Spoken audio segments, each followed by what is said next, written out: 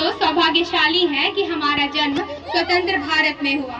प्राचीन, मध्यकालीन एवं वर्तमान भारत के उदाहरणों से स्पष्ट करना चाहूंगी कि जब हम फिरंगियों के फेरे में पूरी तरह फंस चुके थे, तब रंग दे बसंती चोला की एक आवाज पे टोलों के टोले उमड़ते थे और उनके वंदे मातरम के लगने वाले उस एक नारे से खून में आने वाला वो 5-5 डिग्री का तूफान अंग्रेजी शासकों के जरों में तूफान ला देता था। तब लोग मर जाते थे, मिट जाते थे, तो वो भी अपनी देशभक्ति साबित कर रहे होते थे। ये उस दौर के देशभक्ति की कसौटी थी। मैं भारतवर्ष का हरदम अमिट सम्मान करती हूँ, मैं भारतवर्ष का हरदम अमिट सम्मान करती हूँ। यहाँ की चांदनी मिट्टी का मैं गुणगान करती हूँ, यहाँ की चांदनी मिट्टी का मैं गुणगान करती हूँ। मुझे चिंता नहीं है, मुझे चिंता नहीं है स्वर्ग जाकर मोक्ष पाने की, तिरंगा हो कफन मेरा, यही अरमान रखती हूँ, यही अरमान रखती हूँ। मुझे आज खुलकर बोलना है और आप सभी को समझकर सुनना है। देशभक्ति एवं राष्ट्र निर्माण। मान्यवर, आजादी के पूर्व देशभक्ति के मायने कुछ और हुआ करते थे, मगर आजादी के बाद देशभक्ति के मायने बदल गए हैं। मैं नहीं मानती कि राष्ट्रगान के 52 सेकंड खड़े होकर राष्ट्रगान गाना देशभक्ति है। मैं नहीं मानती कि घर में तिरंगा लहराना देशभक्ति है। मैं नहीं मानती कि फेसबुक, व्हाट्सएप और इंस्टाग्राम की डीपी को 3 रंग में रंगना देशभक्ति है और ना ही साल में हाथ में 2 बार तिरंगा ले लेना देशभक्ति है। मैं कहना चाहूंगी क्योंकि ये वो सदी है जहां स्वहित और स्वार्थ से रचित लोग मुझे नजर आते हैं। ये वो सदी है जहां न्याय, नैतिकता, निष्पक्षता जैसे मूल्यों को रौंदते लोग मुझे नजर आते हैं। ये वो सदी है जहां सच्चाई, स्वार्थ, अहिंसा, सदाचार, सादगी एवं स्नेह जैसे आदर्शों की धज्जियां उड़ाते लोग मुझे नजर आते हैं। जिस घर में आज के समय में 2 भाई साथ रह नहीं सकते, अपने समाज, अपने देश, अपने राष्ट्र के प्रति समर्पण का भाव है देशभक्ति।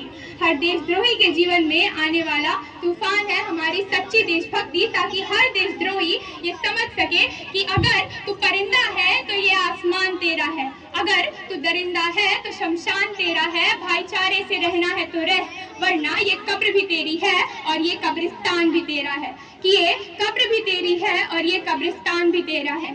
लेकिन एक देशद्रोही से ज्यादा तब आहत होती है ये देशभक्ति जब एक नौजवान बेटा अपने बूढ़े माँ बाप को वृद्धाश्रम की चौखट पर छोड़ जाता है। तब आहत होती है ये देशभक्ति जब वो नौजवान जिससे हम अपने देश को जोड़े रखने की आशाएं रखते हैं, वो 4x4 इंच की छोटी सी स्क्रीन पर अपनी भावनाओं की उन्नति अपनी कोमल उंगलियों से भेजता मुझे दिखता है।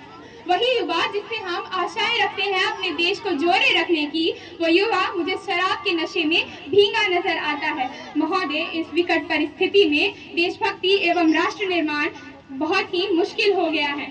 आजादी के पहले बात कुछ और थी, मगर आजादी के बाद सब कुछ बदल गया है।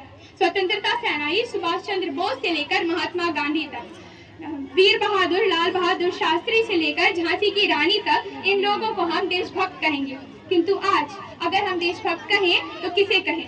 मेरे विचारों में अगर कोई व्यक्ति अपना काम पूरी निष्ठा, श्रद्धा, ईमानदारी एवं लगन से करे ना, तो वही सबसे बड़ा देशभक्त है।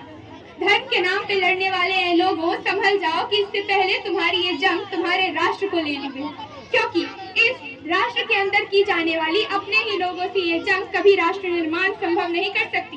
क्या ऊंच, क्या नीच, क्या अमीर, क्या गरीब, क्या पवित्र, क्या अपवित्र, क्या यही है हमारी सच्ची देशभक्ति? जी नहीं। आतंकवाद, जातिवाद, नातीवाद, नक्सलवाद और खासकर भ्रष्टाचार जैसे मुद्दे ही आज हमारे राष्ट्र निर्माण के संदर्भ में बाधाएं बने बैठे हैं। ये लोग, ये तुच्छ मानसिकता वाले लोग, ये घुसखोर चाहते हैं कि रिश्वतें चलती रहे, ये शराबी चाहते हैं कि देश लुटता रहे। इन तुच्छ मानसिकता वाले लोगों की वजह से ही आज मेरा अखंड भारत मुझे खंड खंड होता दिख रहा है।